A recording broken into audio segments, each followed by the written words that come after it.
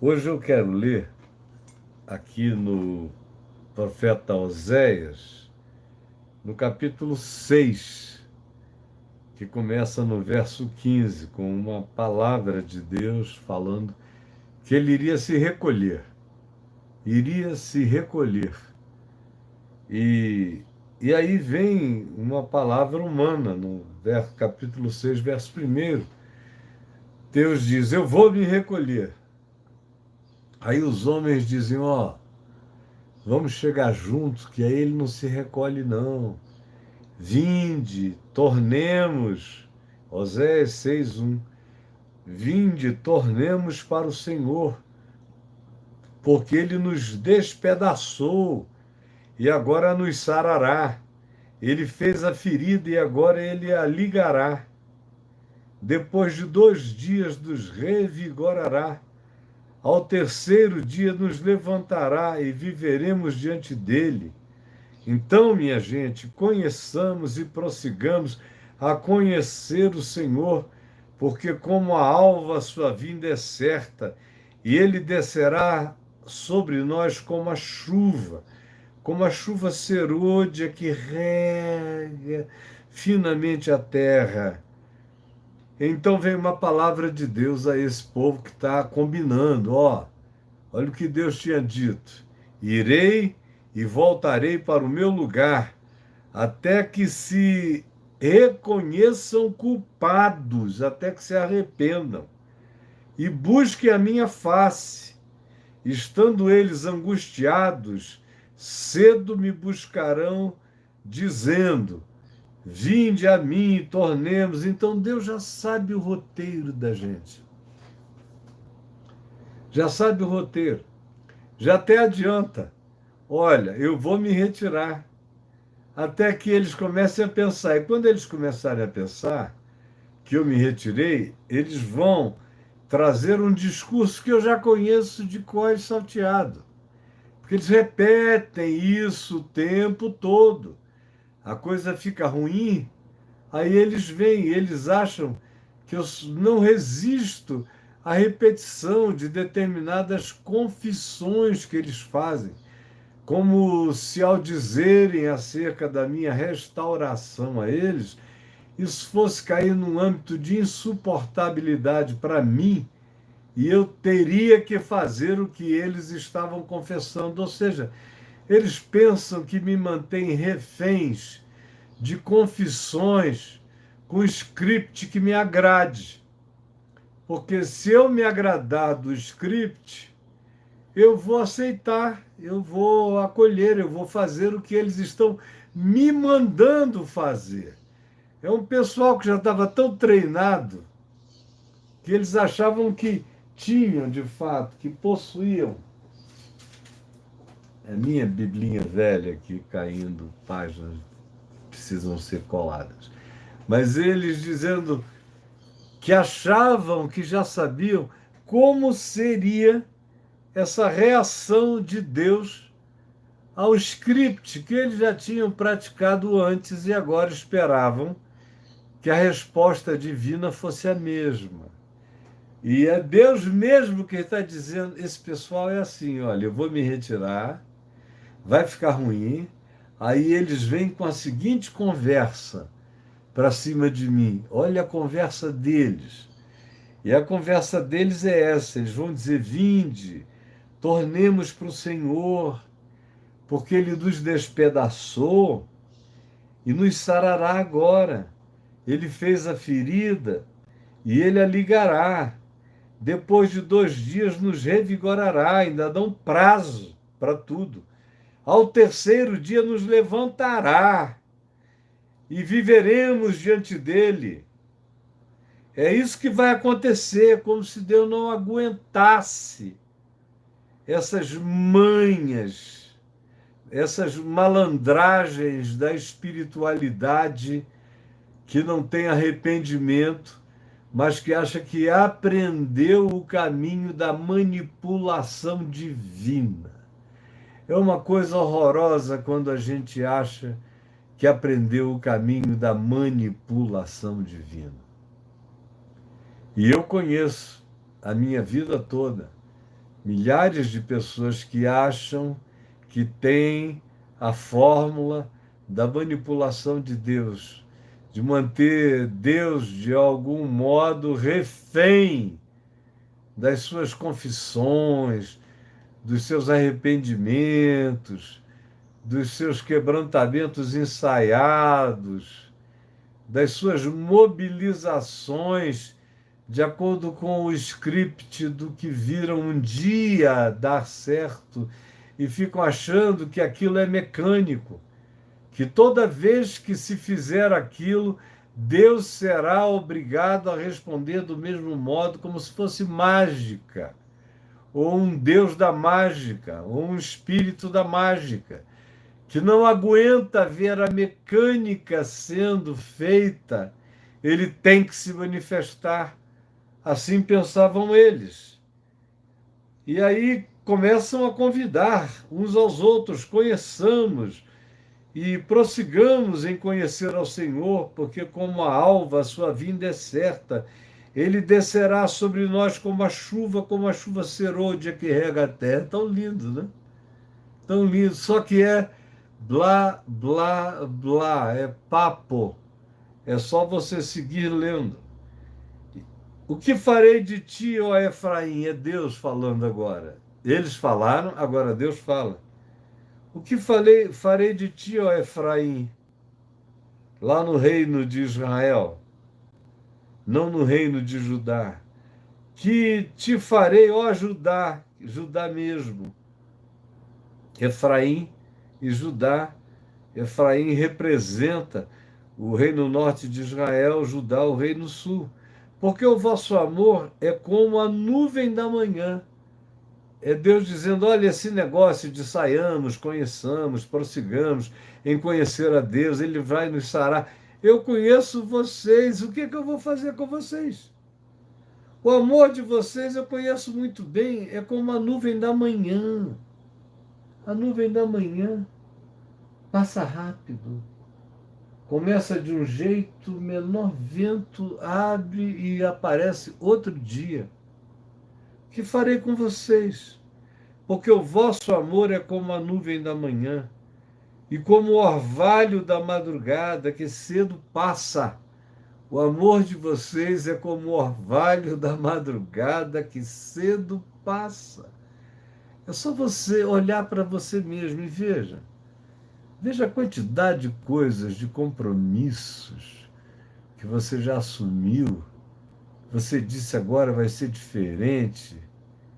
E quantas decisões. E logo depois, o que cai e cabe como descrição perfeita para a sua existência é o que Deus diz: o vosso amor é como a nuvem da manhã e como o orvalho da madrugada que cedo passa. Não tem consistência, não fica, não põe raízes, não se estabelece definitivamente como compromisso. Vocês são assim. E aí, então, ele diz: por isso eu os abati por meio dos profetas. Enviei os meus profetas que falaram a verdade da verdade, que vocês não queriam ouvir. E essa palavra desobedecida foi o que trouxe a calamidade, da qual agora vocês querem ser curados, revigorados e sarados das suas feridas. Porque a palavra do profeta, a palavra falada com essa luz de Deus, com a clareza de Deus, com a exortação e a admoestação de Deus, foi ouvida. Mas não sendo crida, ela é como espada de dois gumes. O mesmo bem que ela traz e ela promete, em não sendo sido guardado e praticado, aquilo se transforma no veneno que nos há de matar. A palavra que salva é também a palavra que arruína. A palavra que quebra cadeias, quando obedecida, é a palavra que passa ferrolhos ainda mais fortes, quando a gente rejeita. A palavra da vida, não se enganem, é a palavra da morte. A palavra da esperança, que não é crida e não é praticada, se transforma na palavra da angústia, do medo, que gera uma implosão do que quer que tenha restado dentro de nós. Então, prossegue-se dizendo: por isso, os abati por meio dos profetas, pela palavra da minha boca os matei. Essa é uma coisa muito séria. Pela palavra da minha boca os matei. Essa desobediência lúcida, consciente, contínua, permanente, crônica, quanto mais, que produz um estado de culpa desobediente que gera uma crosta no caráter, na mente, até que a gente perde por inteiro a sensibilidade e adquire aquilo que Paulo chama de estado mental reprovável. E aí nos tornamos impermeáveis. Impermeáveis. Porque resistimos à palavra, e essa palavra resistida nos mata. Os juízos de Deus são como luz, mas uma luz para quem não suporta a luz porque está em treva mental, espiritual, só decide contra a vida, só decide contra o evangelho, só decide contra o amor, só decide contra Deus. Então, o Senhor acrescenta: pois misericórdia eu quero. O que eu estou querendo é misericórdia. Não é cenografia. Não é vocês ficarem dizendo: vinde, tornemos, oremos, fazendo um festival de cenografias, de curvamento, de arrependimento, de lindas confissões que não dizem nada. Não! Vocês estão falando comigo, que sou Deus. Não é com o ídolo, nem com um rei que quer ser adulado. Eu não quero ser adulado, eu quero ser amado e adorado em espírito e em verdade. Portanto, ele afirma: misericórdia eu quero, e não sacrifício, porque eles achavam que se eles tornassem juntos, fizessem sacrifícios e sacrifícios, eles seriam curados, levantados, postos em pé, todas essas coisas como se fossem mecânicas, como se Deus obedecesse aos ritos mecânicos, como se os ritos mecânicos trouxessem a bênção curadora de Deus sobre a nossa vida. Mentira! Não! Misericórdia eu quero e não sacrifício, e o conhecimento de Deus é o que eu quero. É que vocês sejam misericordiosos, e que vocês tenham conhecimento de quem eu sou, do meu caráter, para que vocês repitam no mundo, como meus discípulos, a expressão do meu caráter, do meu amor, do meu perdão, da minha compaixão, do meu acolhimento, do meu prazer no genuíno arrependimento. É isso que eu espero de vocês. Misericórdia e conhecimento de Deus, ao invés de sacrifícios, ao invés de holocaustos, ao invés de mise-en-scènes que não realizam nada diante de Deus. São só impressões que adubam a arrogância dos praticantes. Mas eles transgrediram a aliança como Adão, diz o Senhor. Eles se portaram aleivosamente, loucamente contra mim.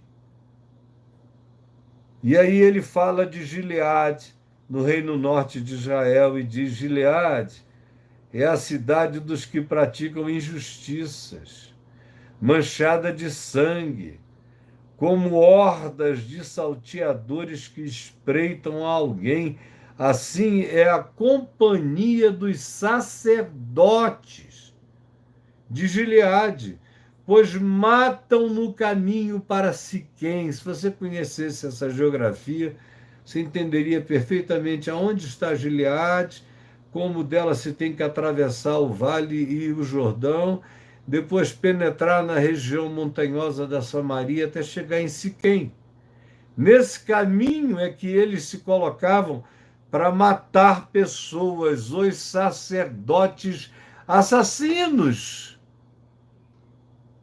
Você não conhece os sacerdotes assassinos, os pastores assassinos, os apóstolos assassinos, os bispos assassinos, que ficam no caminho entre Gileade e Siquém, na rota dos peregrinos, só pegando o dinheiro, só manipulando, só surrupiando, enganando, prometendo, cobrando pedágio,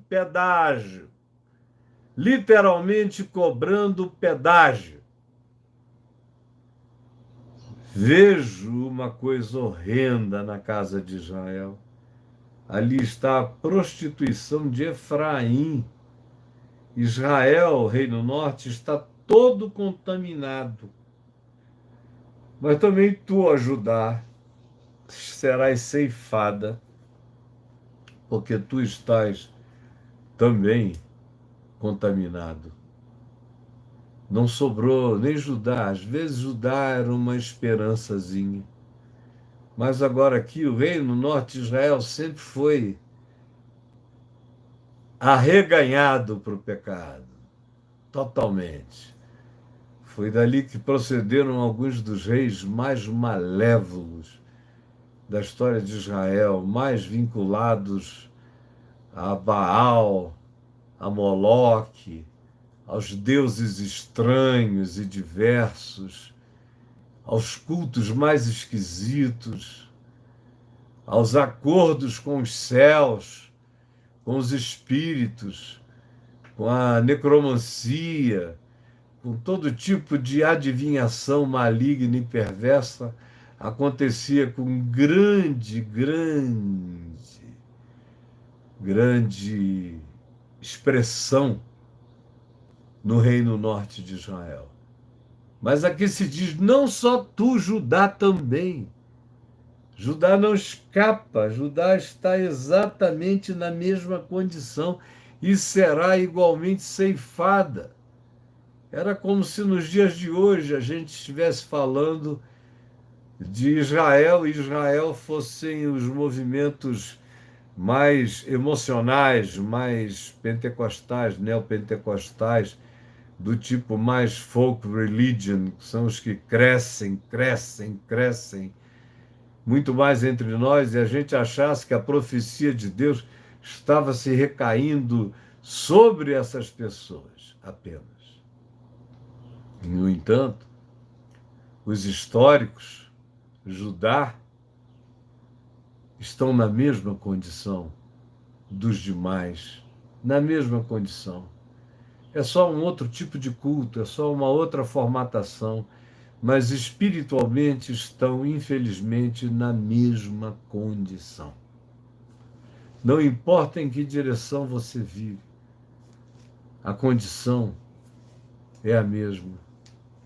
E agora, eu quero olhar para o texto no verso 15, para essa palavra de Deus, a esse povo, a esse ambiente, a essa circunstância.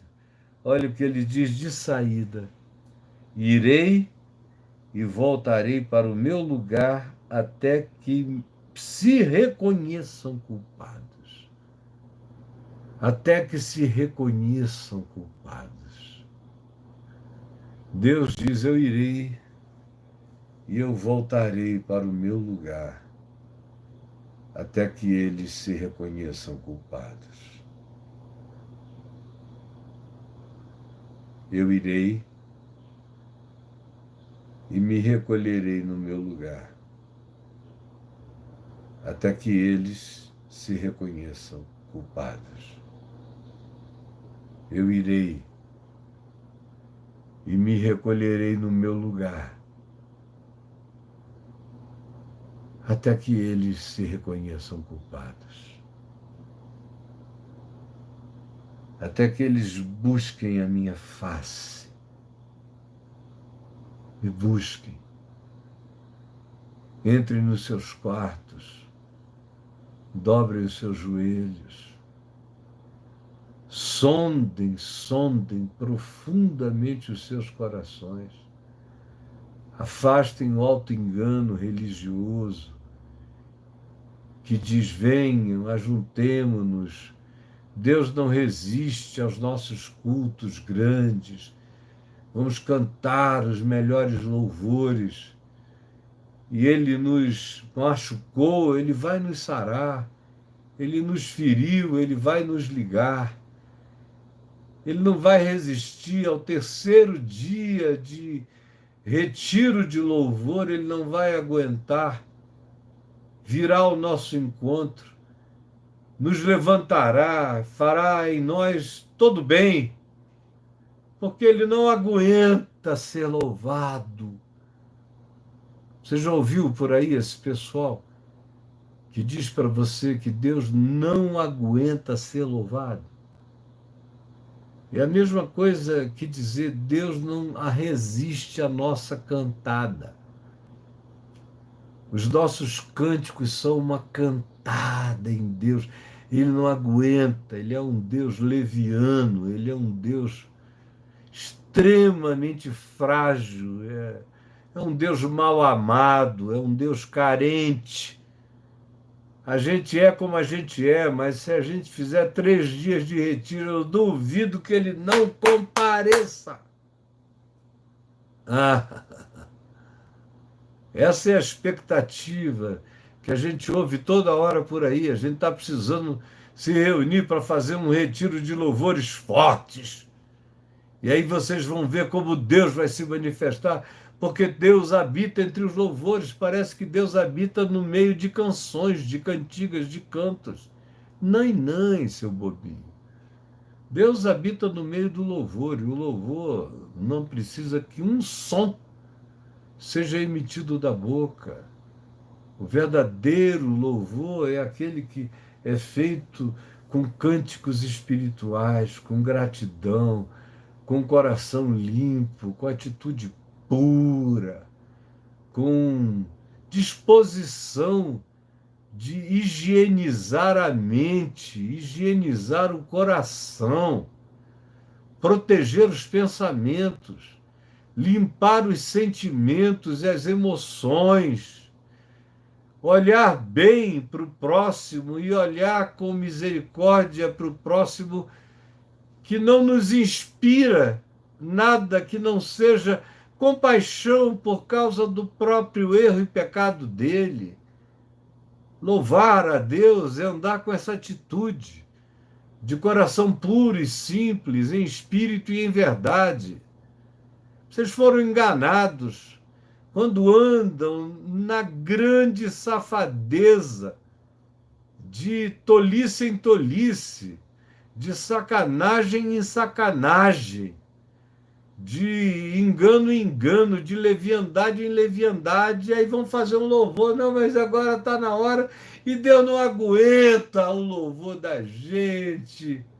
Aí a luz apaga, fica roxinha, dá aquela sensação de que Deus está ali, a gente balança naquele movimento sincronizado para lá e para cá, vai rodando a cabeça, vai dando uma sensação diferente, que a gente chama de presença de Deus, porque Deus não aguenta. E Ele vai tratar, Ele vai curar, Ele vai sarar, porque somos nós cantando. Agora canta aquele que Deus não aguenta também. Aí vão cantando. achando que Deus é um otário, é um idiota, é um Deus inominável no seu narcisismo. Aquele tipo que, se você chegar e ficar elogiando ele, ele fica todo bobo. Ele não aguenta. E se você trouxer um dinheirinho para ele, o que você quer que eu faça? Ai, que tragédia, que calamidade. Mas é assim que se pensa dele, de que ele faz qualquer negócio para ser adulado. E quando eles dizem aqui, conheçamos e prossigamos em conhecer o Senhor, porque como a alva a sua vinda é certa, ele descerá sobre nós como a chuva serôdia, como a chuva serôdia que rega a terra. É um desses discursos que Deus ouve e diz, meu Deus, mas vocês são cara de pau mesmo. Olha só o que Deus mesmo diz a seguir, depois dessa declaração, que o leigo acha que é tudo de bom. Mas olha o que Deus diz. Que farei de ti, ó Efraim? Que farei de ti, ó Judá? Porque essa confissão, esse vosso amor, é como a nuvem da manhã, é como o orvalho da madrugada que cedo passa. Eu conheço esse papo. Conheço essas consagrações de vocês que não dão em nada. Conheço essas promessas que não se transformam em vida. Conheço essas poesias, olha que canto lindo. Vinde, tornemos para o Senhor, porque Ele nos despedaçou, mas nos sarará. Fez a ferida, mas Ele mesmo a ligará. Depois de 2 dias, Ele nos revigorará. E ao terceiro dia, a nós levantará.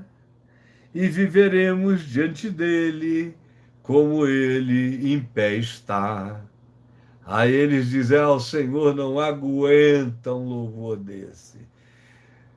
Dizendo que ele é tudo de bom, forçando a ele a vir ao nosso encontro. E Deus diz, o que que eu vou fazer contigo, Efraim? O que que eu vou fazer contigo? Porque tudo isso é mentira. O teu amor passa. É como um sereno que não existe à luz do dia, é seca. São como as nuvens da manhã, logo sopradas. Teu amor não tem a vigência do nascer do dia, não tem a permanência nem do meio da manhã. Vocês não mantêm o compromisso de vocês com a raiz da fé. Vocês não têm nenhum compromisso com a raiz da fé. Vocês têm são poesias e vocês pensam que eu me emociono com a poesia de vocês. Eu sei até o script.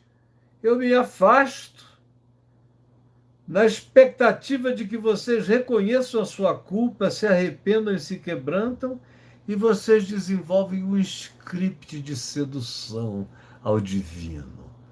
Se a gente fizer isso, Deus não segura, Deus não tolera, Deus vem, Deus se manifesta, e o Senhor Deus diz, eu conheço vocês, Efraim, Judá, desculpe a expressão boba, farinha do mesmo saco. Eu conheço vocês, o amor de vocês é como a nuvem da manhã e como o orvalho da madrugada que logo passa. Por isso eu os abati por meio de profetas, pela palavra da minha boca eu matei vocês, e os meus juízos serão como os juízos da luz. Nada escapará à visão dos meus juízos, porque eu não quero nada disso, eu não quero ensaio, eu não quero escola de samba gospel, eu não quero culto, música, música e música e música. Vocês acham que eu como música? Eu amo música, mas a música não pode ser uma mecânica de sedução a mim. Eu amo os cultos sinceros e verdadeiros, mas eles precisam ser sinceros e verdadeiros, cheios de arrependimento, de quebrantamento, de mudança de mente, de mudança de vida. Mas vocês só têm um script, vocês sabem falar tudo que acham que eu quero ouvir. E acham que toda vez que repetem a mesma coisa, o meu coração se comove. Mas o que vocês conseguiram foi fazer o meu coração ficar cínico. Embora essa não seja uma palavra para descrever o coração divino. Mas no meu antropomorfismo, a palavra que eu tenho é essa: cínico. É o que vocês, com essa recorrência patética de piedade falsa, hipócrita, produzem em mim cinismo e indiferença. Cinismo e indiferença, porque eu não quero nada disso. Não quero os cultos. Eu quero misericórdia. Não quero sacrifícios, dinheiro. Você tira do seu pai, da sua mãe, do seu plano de saúde ou do socorro que deveria ser dado aos pobres e aos necessitados para dar a mim, em meu nome, na minha caixa gasofilática, gasofigaláctica. Não, aquilo ali vai para a mão dos que carregam a caixa, porque a caixa tem boca, mas não fala, só engole o dinheiro de vocês e não diz nada, e ela não é minha, ela é deles. Vocês acham que é isso que faz com que o meu coração se volte para um sacrifício feito mecanicamente, sem coração, cheio de barganha? Não, eu não quero nada disso. Eu quero a misericórdia de vocês pelo próximo, porque eu não preciso da misericórdia de vocês. Vocês é que têm que praticar a misericórdia me amando no próximo, sendo misericordiosos para com as pessoas que precisem de misericórdia no mundo de vocês, na vida de vocês. O que eu quero é que vocês me conheçam, conheçam de verdade. Não o ensino do rabino, não uma catequese, não a escola dominical, não uma teologia sistemática que pretende arrogantemente fazer uma anatomia do divino, do caráter do divino. Não! Eu quero o conhecimento experiencial de Deus. Eu quero que vocês me provem, que vocês orem e vocês vejam a resposta. Eu quero que vocês creiam e andem, e vocês vejam o mar se abrir. Eu quero que vocês tenham a coragem de dizer: sol, detente, em Gibeon, e tu, lua, no vale de Ajalon.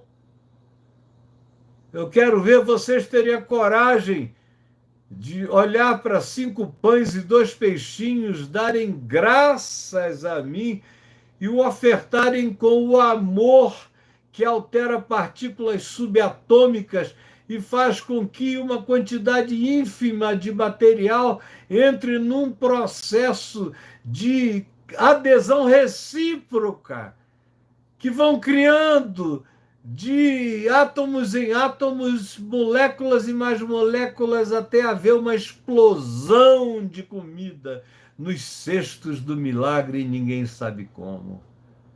Eu quero que vocês simplesmente me conheçam por crerem, por saberem como eu sou, por me amarem, por me obedecerem. Essa é a única vantagem, esse é o único conhecimento. Essa é a fé, é certeza das coisas que se esperam, é convicção de fatos que se não veem. É essa a fé. que tem que ser praticada com profundidade, com simplicidade, sem ufania, sem depender de comunidades, sem que seja uma performance pública. Porque a fé de vocês só é fé quando tem muita gente vendo, para gritarem juntos. Até parece que aquilo se tornou alguma coisa porque um monte de gente gritou junto a mesma coisa. Não. Entra no teu quarto, que a tua mão direita não sabe o que a esquerda disse. Entra, fala com teu pai, fala e crê. E não fique ansioso de nada. Creia no cuidado dele, creia que ele sabe. E tome posse. Mas não sem isso.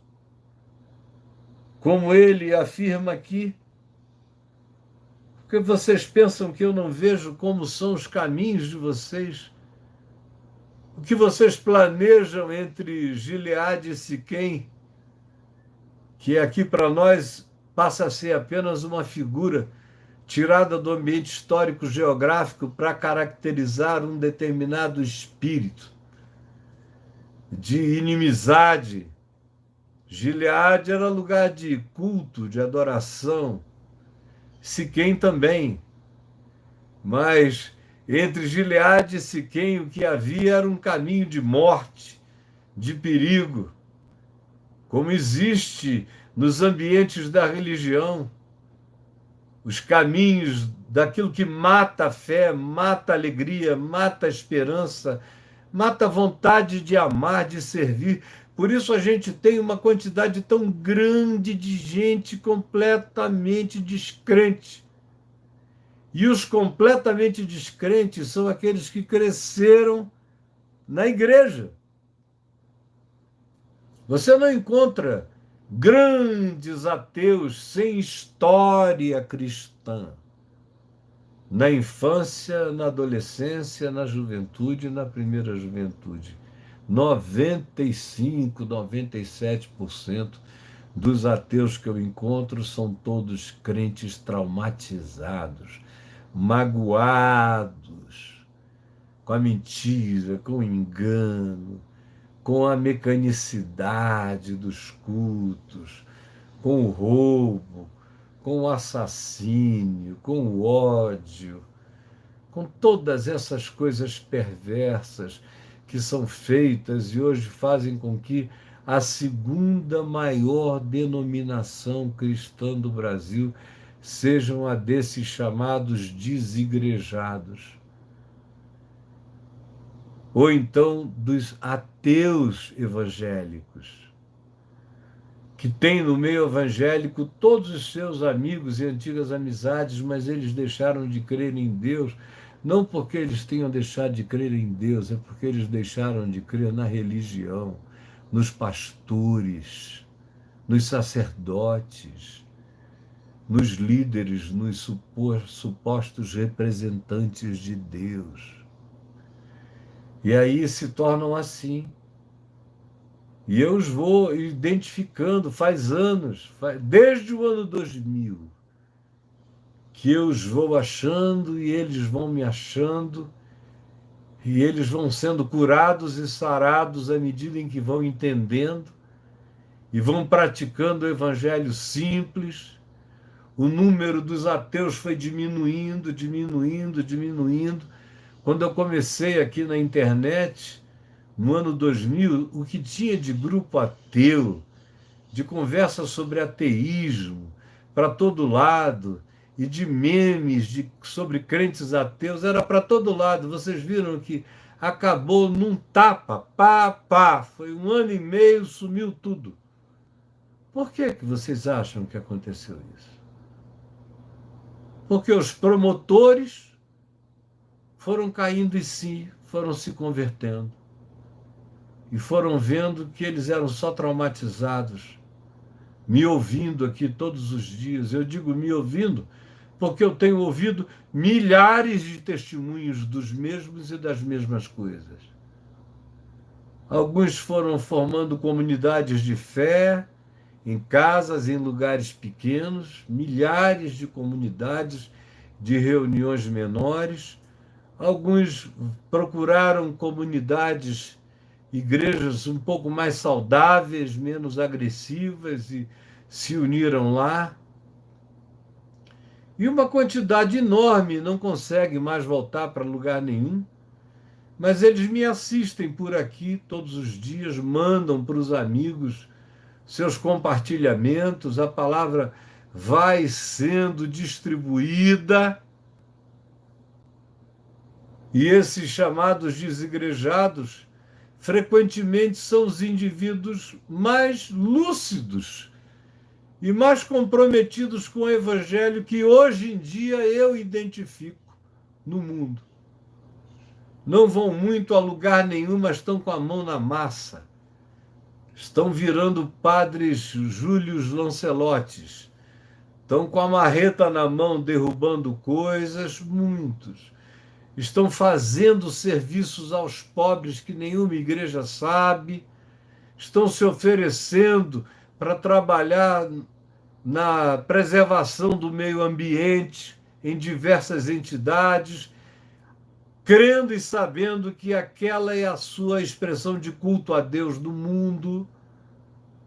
Outros estão se envolvendo com o desejo de dedicarem toda a sua evolução profissional e científica como louvor a Deus. Me assistem, me têm, e a alguns outros como referência do que eles chamam de fé no Evangelho, mas me dizem, e eu estou ouvindo essas confissões há 21 anos agora, depois dessa segunda fase, do ano 2000 para cá, fim dos anos 90 foi uma catástrofe generalizada. A gente começou depois de um dilúvio, com tudo arruinado. E aí eu comecei a ouvir essas pessoas que estavam ariscas, mas devagar o coração foi tendo saudade do genuíno evangelho que um dia lhes deu paz, que um dia lhes fez bem, e o coração deles se abriu. E eles estão crescendo. E é um grupo expressivo. No censo eles dizem evangélicos sem religião. Estão aprendendo que é possível, e só é de fato possível ser evangélico se for sem religião, porque a religião evangélica adoeceu profundamente de muitas doenças que eu conheço há muitos anos e que se me afiguram profunda e totalmente incuráveis. Nenhuma reforma a salvaria. Só mesmo zerando e começando tudo só da leitura da palavra, da interpretação simples e da prática do amor. Era essa revolução, não essa reforma. O que se precisa hoje é de uma revolução simples, de um amor singelo e de práticas que nos levem ao mundo, não como representantes do dinheiro de Deus, mas como manifestação do amor, da misericórdia, da compaixão e do conhecimento de Deus, conforme ele diz: é isto que eu quero, é isto que eu busco. Todavia, enquanto isto, irei, diz o Senhor, voltarei para o meu lugar, até que se reconheçam culpados e busquem a minha face. Estando eles angustiados, cedo me buscarão. Agora, a esperança é que essa confissão que aqui segue, e que no ambiente desse texto é uma confissão sem consequências, é mais uma poesia de arrependimento, sem a fala do arrependimento, Isso ele não quer. Se a gente chegar e disser tornemos para o Senhor, tornemos. Porque ele nos despedaçou, que esse seja o nosso reconhecimento. E ele nos sarará, não é obrigação divina, é só a nossa esperança. Ele fez a ferida e a ligará? Não, é a nossa esperança. Não é a nossa arrogância, como se fosse algo mecânico. Depois de 2 dias nos revigorará, já começou a entrar magia. Deus pode fazer na hora que Ele quiser. Não estabeleça prazo. É melhor dizer que será na hora certa, no dia H. No dia H e na hora certa do que dizer daqui a 2 dias. Porque você não sabe. Deus vê o seu coração. Ao 3º dia nos levantará e viveremos para Ele. Quem dera fosse assim, se assim fosse sincero. Conheçamos e prossigamos em conhecer ao Senhor, tudo certo. A sua vinda é certa, é isso mesmo. Ele se derramará como chuva serôdia regará a terra, sim. Mas aí vem Deus e diz, ai, ai, ai, o que eu vou fazer contigo, Efraim e Judá? Porque você já vem me dando um script para que a minha graça realize. E a única coisa que eu estou dizendo é que misericórdia eu quero e não sacrifício. Eu estou querendo uma vida quebrantada, que ame o próximo, que me conheça experiencialmente pela entrega, não por nenhuma forma de intrepidez ousada diante de mim, como se eu fosse estremecer com a declaração desse scriptzinho, não. Eu quero é misericórdia, eu quero é quebrantamento, eu quero é amor, eu quero é arrependimento. Porque senão, o que eu vou fazer com vocês? Eu sei o que acontece entre Gileade e Efraim. Eu sei o que os sacerdotes fazem no caminho enquanto vocês ficam com essas palavras bonitas, achando que com elas me comoverão. Eu conheço vocês, eu conheço a história desses caminhos de vocês. Por isso, eu irei e voltarei para o meu lugar, até que vocês se reconheçam culpados e busquem a minha face. Estando angustiados, me busquem de verdade, não com uma poesia velha, com um script já cansado, usado, colocado, posto diante de mim como se fosse uma poesia mágica à qual eu não consigo resistir. E não é assim, e jamais será assim.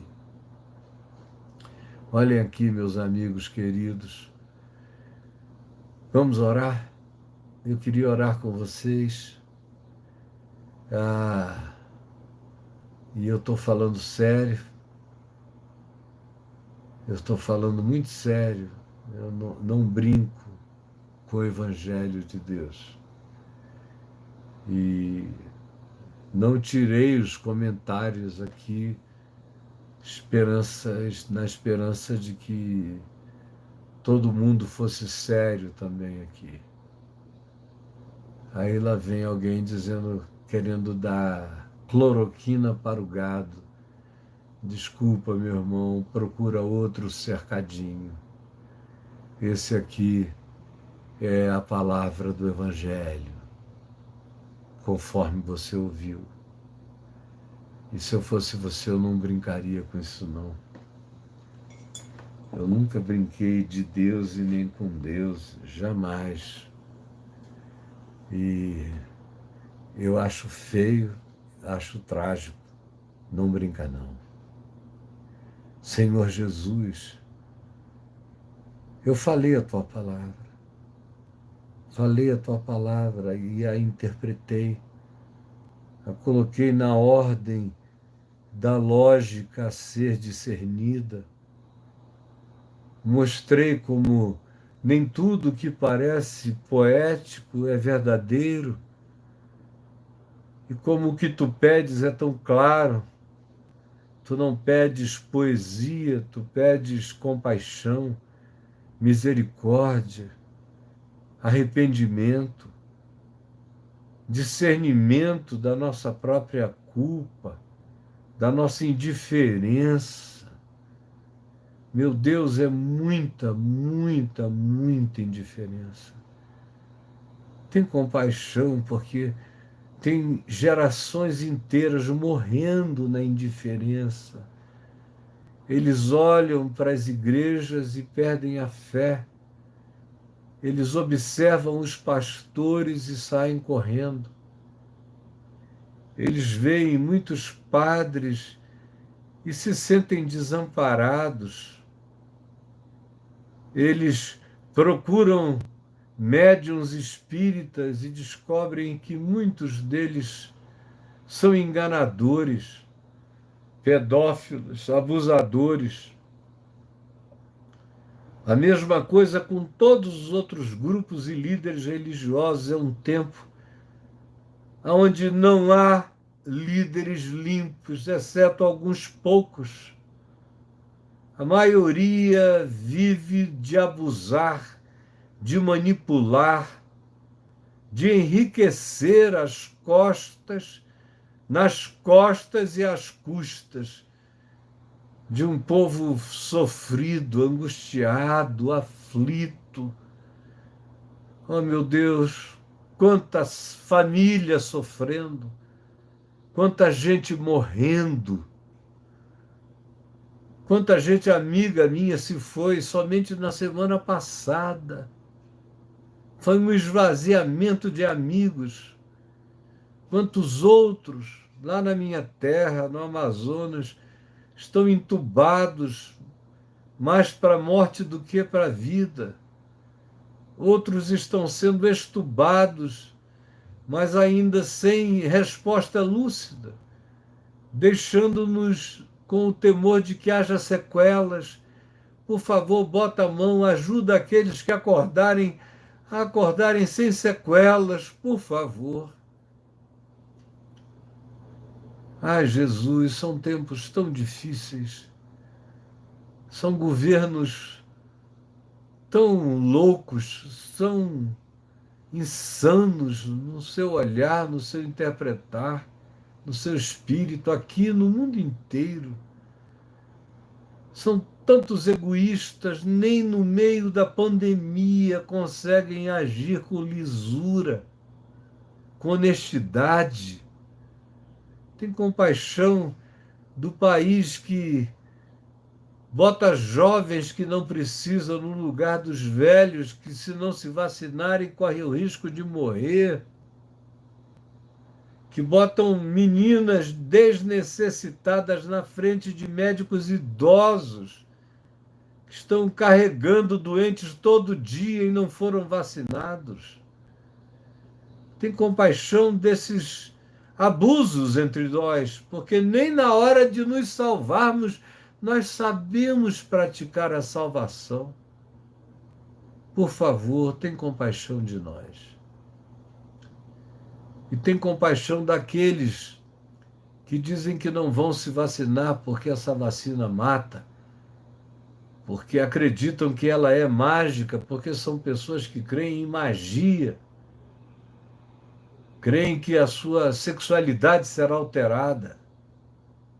Eu realmente creio que essa vacina pode alterar a sexualidade de todos aqueles que não quiseram admitir quem eram e terão na vacina o pretexto para dizer que foi ela que os alterou. Senhor, repreende esse espírito de mentira no nosso meio. Eu quero pedir a Ti, Espírito Santo, que Tu te derrames e que haja um descascar de mentira, que todas as cascas das feridas não tratadas sejam levantadas, todo o pus seja espremido, e a gente veja a doença desse povo, da planta dos pés ao alto da cabeça. Não há coisas boas senão chagas e chagas, tumores, carnegões não exprimidos, cheios de pus na alma da gente. Por favor, só o teu Espírito pode nos fazer reconhecermos-nos culpados e quebrantarmos-nos diante de ti. É o que eu te imploro que aconteça. Eu não tenho poder de fazer, mas tu fazes, e tu sabes.